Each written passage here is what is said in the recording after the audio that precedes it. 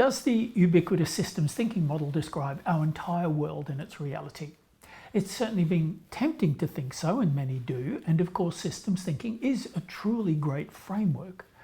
In the early 20th century, von Bertalanffy founded it as general systems theory, and then in the mid of the last century, Wiener took it into cybernetics, and Peter Senge later brought it into business and organizations, among many other thinkers in the field. The claim is brilliant. Nothing exists in isolation, and things interact as a structure to produce other behaviors and things, often bigger than the components themselves. But here's where it does get a little shaky. However sophisticated systems thinking is, it's always describing relationships between parts or things that already exist. It needs the parts to already be parts before it can map how they relate to each other. It gets even shakier if we start looking at things like ephemeral things, experiences such as values and beliefs, etc., as though they were something concrete. Process theory offers another view in stating that something more primary is actually happening underneath all the more conventional level of our world and our experience. Even, say, the early Greek Heraclitus believed that everything flows, and frankly, before him, the Buddha had already had these great insights into the more primary levels of reality.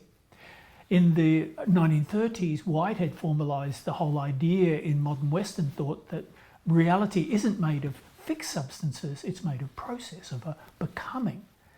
In his 2017 process model, the philosopher Whitehead and Gendlin finally, after many decades, formally produced his long-standing notion of the body's role in lived experience in what he called the innate carrying forward of life as process.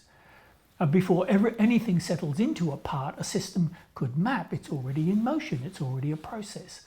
So where systems thinking does a great job of describing the more conventional level of the world, process theory actually describes something underneath that, more primary, the living flux those parts are still being generated out of.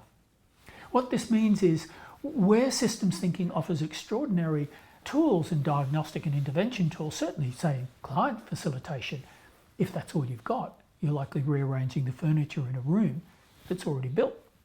For truly effective client-centered work, for example, then process offers us a deeper layer. We humans aren't merely a system of parts to intervene on. We're a process to be met relationally. Well, both of these views are needed. When we meet at the level of process, the room doesn't just rearrange, it rebuilds itself.